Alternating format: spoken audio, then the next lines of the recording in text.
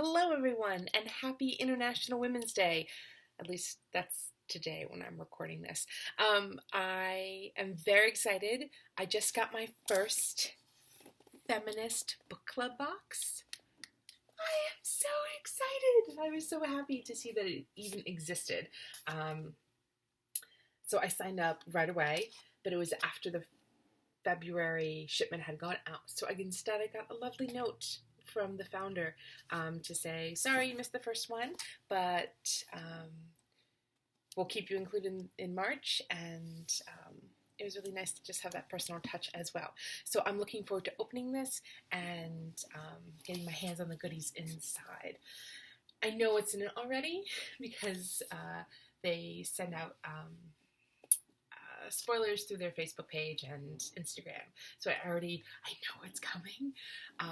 The Feminist Book Club box is a way to read feminist books or books with feminist themes or books that are problematic to feminism. Good books. You read good books. I could see the backlist of books that they had read, and I'm sorry I missed out on them because there's also a discussion group that you're a part of. There's a monthly call-in where you get to have face-to-face via Zoom conversations with other lovely people about these texts, and as an inner nerd and a very proud feminist who misses that part of my academic life, my academia, it was just so appealing. And a box comes with a book and is also full of other goodies from women-owned businesses. And that means a lot. And on the reverse side is my mailing address. But they put together a vision board for you. How great is that for the month? So I'm going to get my scissors and we're going to dig in. One of the things that's so appealing about this box is that from the get-go, it just seems very personal and I don't want to say intimate, but yeah, there's some intimacy involved. There's the vision board. There's also a sweet note on the inside of the box, and each month there is a personalized note to you. And how amazing is that? So I have a personalized note, which I will look at in a minute. Some information about the book, which for March was The Bell Jar by Sylvia Plath. Classic. Some information about women-owned businesses and the items that are in the box itself.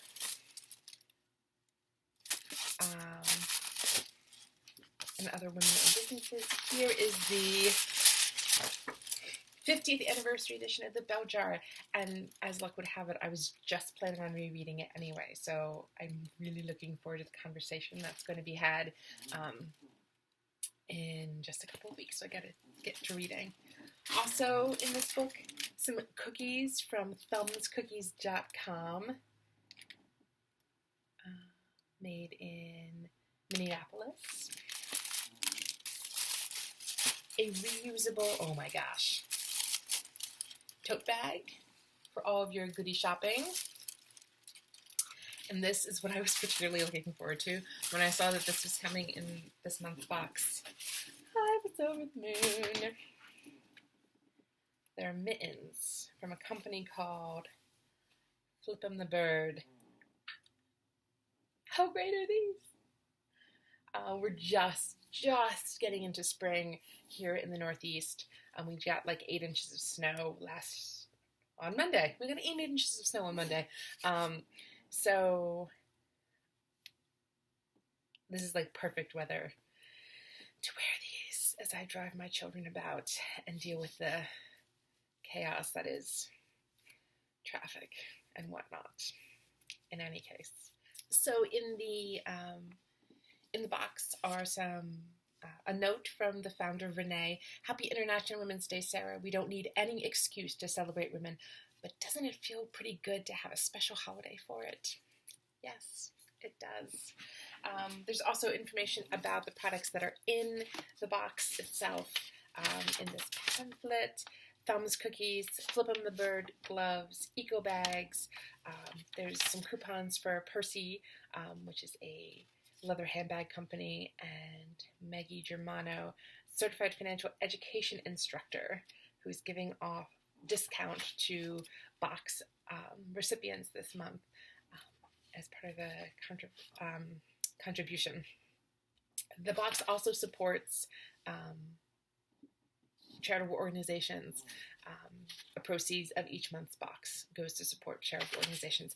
This month's charity is Young Minds Advocacy, an incredible organization dedicated to improving the mental health of young people and their families.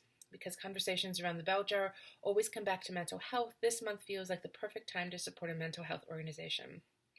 And more information about how you can find out about them. I love this. I already love this. I cannot wait to dig into the book and to dig into some great conversations about it, and to see what comes in future months. Like I said, nothing in the box is a surprise per se. You can pay attention to social media and know what's coming, but I knew those gloves were coming, and that made me all the more excited to open the box. And you vote every month as a community on which book you're going to read.